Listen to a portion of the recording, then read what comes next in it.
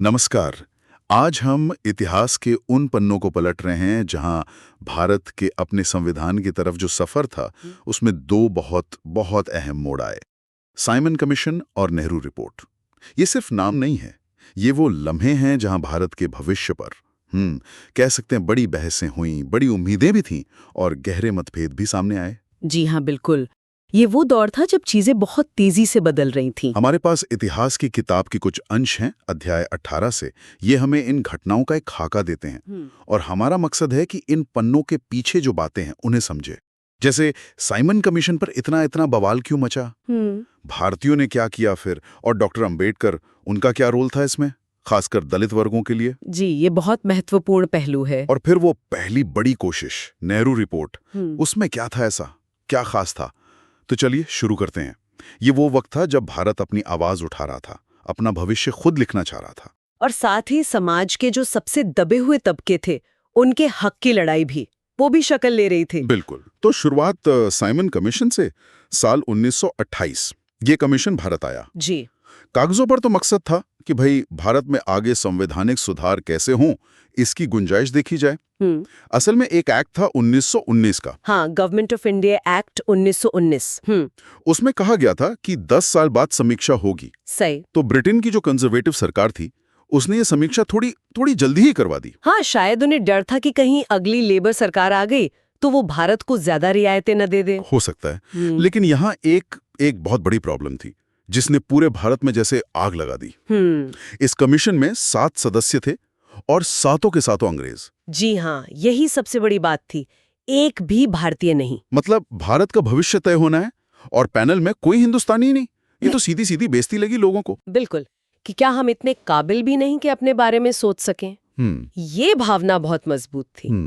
तो नतीजा जाहिर है जबरदस्त विरोध हुआ। हाँ, साइमन गो बैक, साइमन वापस जाओ, ये नारे तो हर तरफ थे। और जैसा हमारे स्रोत में भी है पुलिस दमन वाले हिस्से में जी। कि इन विरोध प्रदर्शनों को दबाने के लिए पुलिस ने काफी सख्ती बरती। जी, कई जगह लाठीचार्ज हुए।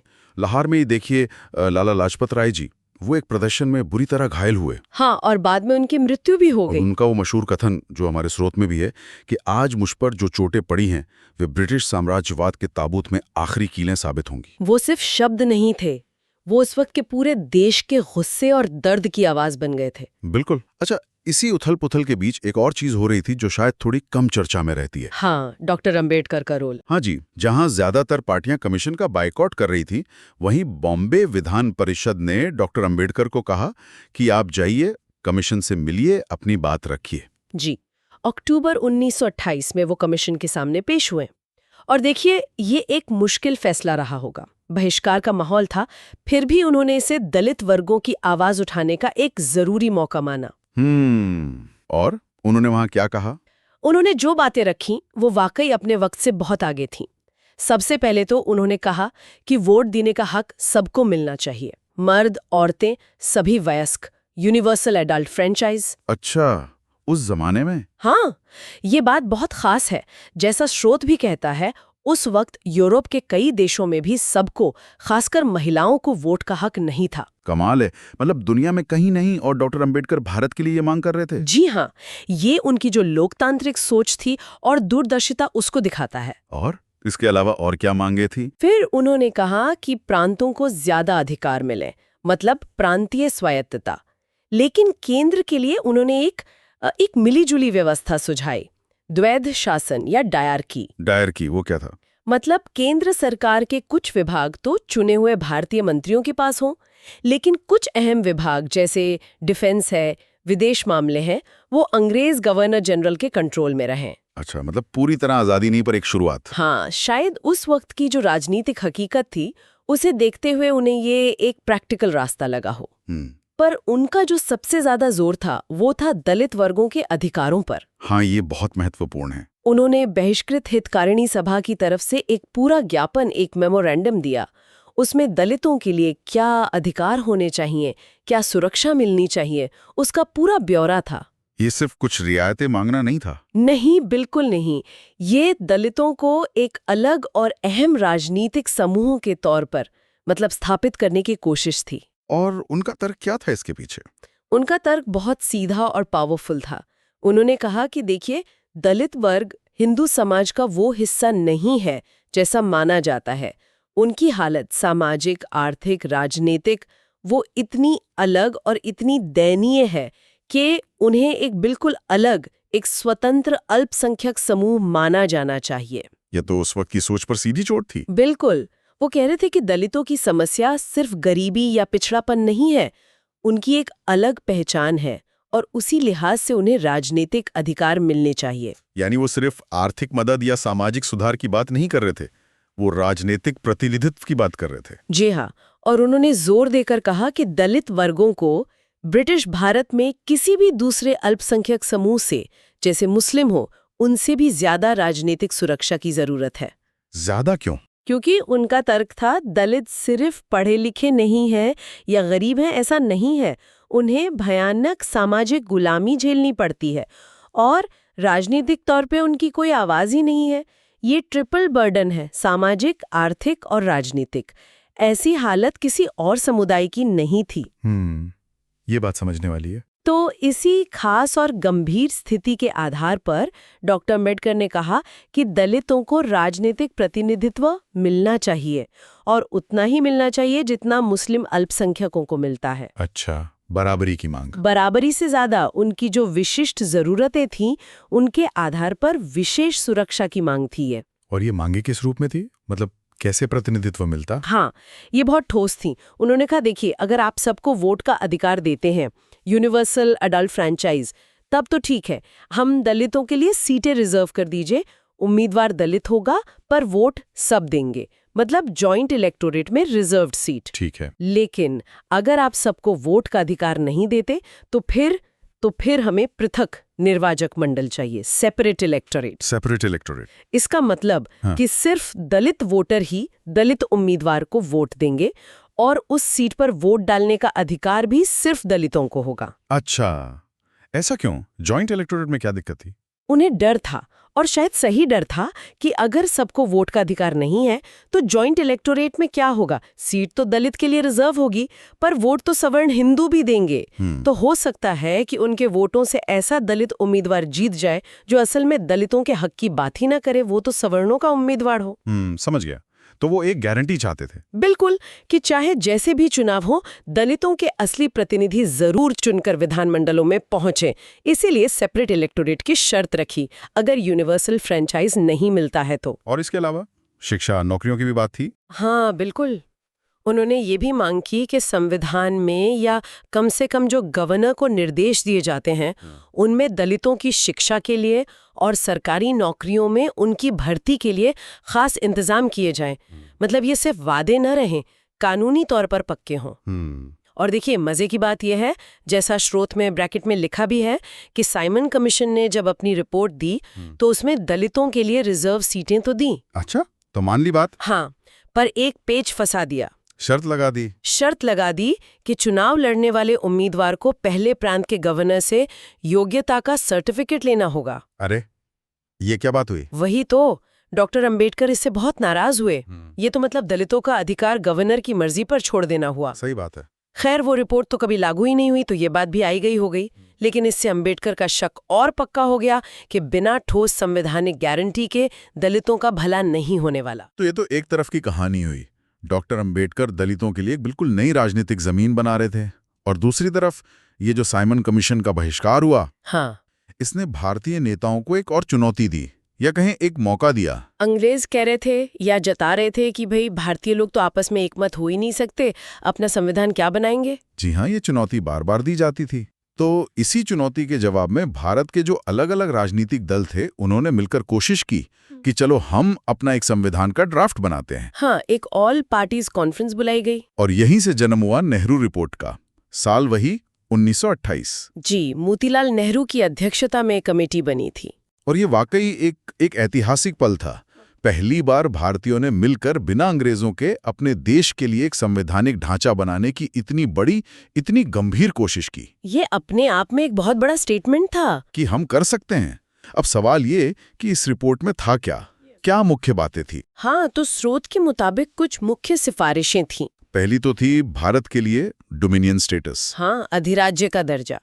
मतलब पूर्ण स्वतंत्रता नहीं जैसा बाद में कांग्रेस ने मांगा, बल्कि ब्रिटिश एम्पायर के अंदर ही रहकर अपना शासन चलाना, जैसे कनाडा या ऑस्ट्रेलिया में था उस वक्त। ठीक। और दूसरी और ये बहुत अहम थी कि पृथक निर्वाचक मंडल यानी सेपरेट इलेक्टोरेट को बिल्कुल खारिज कर दिया गया। अच्छा। हाँ, इसकी जगह कहा गया कि अल्पसंख्यकों मतलब मुसलमान और जहां गैर मुसलमान अल्पसंख्यक थे उनके लिए उनकी आबादी के अनुपात में सीटें रिजर्व होंगी, लेकिन चुनाव होंगे संयुक्त निर्वाचक मंडल से, जॉइंट इलेक्टोरेट। यानी वोट सब देंगे, उम्मीदवार अल्पसंख्यक होगा। जी हाँ, ये मुस्लिम लीग की जो मांग थी सेपरेट इलेक्टोरेट की और डॉक्टर अंबेडकर की जो शर्तों वाली मांग थी, ये उन दोनों से अलग रास्ता था। और क्या था? तीसरा, प्रांतों का गठन भाषा के आधार पर हो। ये भी एक बड़ी बात थी। हाँ, भारत में इतनी भाषाएं हैं। चौथा, नागरिकों के लिए 19 मौलिक अधिकारों की गारंटी, फंडामेंटल राइट्स। अरे वाह, 19। जी, इसमें बोलने की आजादी, कानून के सामने बराबरी, ऐसे कई अधिकार शामिल थे। ये व्यक्तिगत स्वतंत्रता पर बहुत जोर था। और पांचवां कि केंद्र और प्रांत दोनों जगह जिम्मेदार सरकारें बने, मतलब ऐसी सरकारें जो विधायिका के प्रति जवाबदेह हों। तो ये तो काफी प्रोग्रेसिव बातें थी उस समय के हिसाब से। निश्चित रूप से नेहरू रिपोर्ट एक मील का पत्थर तो थी ही। इसने दिखाया कि हाँ, भारतीय नेता मिलकर देश का भविष्य सोच सकते हैं, उसका नक्शा बना सकते हैं। लेकिन जैसा अक्सर होता है, इतने बड़े और विविध देश में सब लोग एक बात पर राजी हो जाएं, ये बहुत मुश्किल था। हमारे स्रोत में जिक्र है जिन्ना द्वारा प्रस्तावित संशोधन का। मोहम्मद अली जिन्ना, जो उस वक्त मुस्लिम हितों की बात कर रहे थे जोर शोर से, उन्होंने रिपोर्ट में कुछ बदलाव सुझाए। क्या बदलाव थे, ये स्रोत बताता है? नहीं, स्रोत ये डिटेल नहीं देता, पर उनका जिक्र होना ही ये बताता है कि मुस्लिम लीग का एक बड़ा तबका रिपोर्ट से पूरी तरह खुश नहीं था। खासकर केंद्र में मुसलमानों को कितना प्रतिनिधित्व मिले, उनके अधिकार क्या हों, इन बातों पर शायद असहमति थी। यानी एकता की कोशिश तो हुई, पर वो पूरी तरह बन नहीं पाई। हाँ, बिल्कुल। स्रोत में मुस्लिम और हिंदू सांप्रदायिक प्रतिक्रियाएं, ये हेडिंग भी है। अच्छा। इससे पता चलता है कि सिर्फ मुस्लिम लीग ही नहीं, कुछ हिंदूवादी समूहों की भी अपनी आपत्तियां थीं। फिर से स्रोत हमें ये नहीं बताता कि वो क्या थीं, पर ये साफ है कि रिपोर्ट एक नाजुक बैलेंस बनाने की कोशिश कर रही थी और शायद उसमें पूरी तरह कामयाब नहीं हुई। तो नतीजा क्या हुआ? नतीजा ये हुआ जैसा कि नेहरू रिपोर्ट असंतोषजनक पाई गई। शीर्षक से पता चलता है कि कई अहम गुटों ने, खासकर मुस्लिम लीग के बड़े हिस्से ने और कुछ दूसरे समूहों ने भी इसे नामंजूर कर दिया। तो मतलब वो कोशिश एक तरह से, हाँ, वो कोशिश कामयाब नहीं हो पाई। वो भारतीय एकता का प्रतीक नहीं बन सकी जिसकी उम्मीद की गई थी, और इसके आगे की राजनीति पर बहुत गहरे असर पड़े। तो फिर इस पूरी चर्चा को समेटें अगर, हमने देखा कि साइमन कमीशन का विरोध क्यों हुआ। जी, इसलिए नहीं कि वो अंग्रेज थे, बल्कि इसलिए कि उसमें भारतीय थे ही नहीं, अपने भविष्य की बात में अपनी ही आवाज न हो, ये मंजूर नहीं था। जी, ये आत्मसम्मान का सवाल था। फिर हमने डॉक्टर अंबेडकर के तर्कों को समझा। वो सिर्फ अधिकार नहीं मांग रहे थे, वो दलितों की जो पीड़ा थी, उनका जो अलगाव था, उसे एक राजनीतिक पहचान दे रहे थे। हाँ, एक विशिष्ट पहचान। यूनिवर्सल फ्रेंचाइज से लेकर सेपरेट इलेक्टोरेट की शर्त तक उनकी हर मांग दलितों को सिर्फ वोट बैंक नहीं बल्कि एक राजनीतिक ताकत बनाने की तरफ थी। बिल्कुल, ये सामाजिक न्याय की लड़ाई का एक नया पहलू था। और फिर नेहरू रिपोर्ट, भले ही उस पर सब राजी नहीं हुए, पर वो भारत के अपने संवैधानिक सफर का पहला बड़ा नक्शा था। हाँ, एक अहम दस्तावेज। डोमिनियन स्टेटस, मौलिक अधिकार, जॉइंट इलेक्टोरेट, भाषाई प्रांत, ये सारे विचार आगे चलकर हमारे इस संविधान की बहस का हिस्सा बने। कोशिश भले ही उस वक्त पूरी तरह कामयाब ना हुई हो, पर उसने ये तो साबित कर दिया कि भारतीय सोच सकते हैं, योजना बना सकते हैं। जी, और अगर हम इन सब को जोड़ कर देखें तो ये दौर कुछ बहुत जरूरी चीजें हमें दिखाता है। जैसे? पहली बात तो ये कि भारत में आजादी और अपने शासन की जो इच्छा थी वो कितनी मजबूत हो चुकी थी।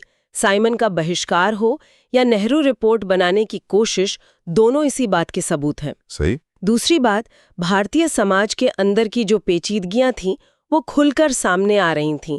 अल्पसंख्यकों के अधिकार, खासकर मुसलमानों के प्रतिनिधित्व का सवाल, और उससे भी ज्यादा मुश्किल, सदियों से दबे कुचले दलित वर्गों के अधिकार और उनकी पहचान का सवाल। ये वो गुत्थियां थीं जिन्हें सुलझाना आसान नहीं था, नेहरू रिपोर्ट पर जो असहमति बनी वो इसी जटिलता का सबूत है। बिल्कुल। और तीसरी और शायद सबसे अहम बात, ये घटनाएं भारत के भविष्य के संवैधानिक और राजनीतिक ढांचे पर जो मोल-तोल होना था, जो बहस और संघर्ष होना था, उसकी शुरुआती लेकिन बहुत निर्णायक दौर को दिखाती हैं। आज हम जिस भारतीय लोकतंत्र को, जिस संविधान को देखते हैं, उसकी जड़ें इन्हीं बहसों में, इन्हीं असहमतियों और इन्हीं कोशिशों में है। इनको सिर्फ इतिहास समझकर भूल जाना वो ठीक नहीं। इन्हें समझना आज के भारत को समझने के लिए बहुत जरूरी है। बिल्कुल सही कहा। ये वो नींव के पत्थर हैं। जी हाँ। और जाते जाते एक सवाल हम अपने सुनने वालों के लिए छोड़ जाते हैं सोचने के लिए। डॉक्टर अंबेडकर ने दलितों की जो भयानक स्थिति थी उसे देखते हुए उनके लिए विशेष सुरक्षा उपाय मांगे थे और शर्त रखी थी कि अगर सबको वोट का अधिकार ना मिले तो पृथक निर्वाचक मंडल चाहिए। जरा सोचिए, अगर उस वक्त उनकी ये मांग खासकर पृथक निर्वाचक मंडल वाली मान ली जाती या किसी और रूप में लागू हो जाती तो क्या होता? हाँ, ये सोचने वाली बात है। क्या भारत में सामाजिक न्याय का रास्ता कुछ और होता? दलित सशक्तिकरण की कहानी शायद अलग होती? क्या भारत का राजनीतिक नक्शा आज कुछ और होता? इन क्या होता अगर वाले सवालों का कोई सीधा जवाब तो नहीं होता। हाँ, पर इतिहास के इन रास्तों पर सोचना शायद हमें आज की हकीकत को एक नई नज़र से देखने में मदद करता है।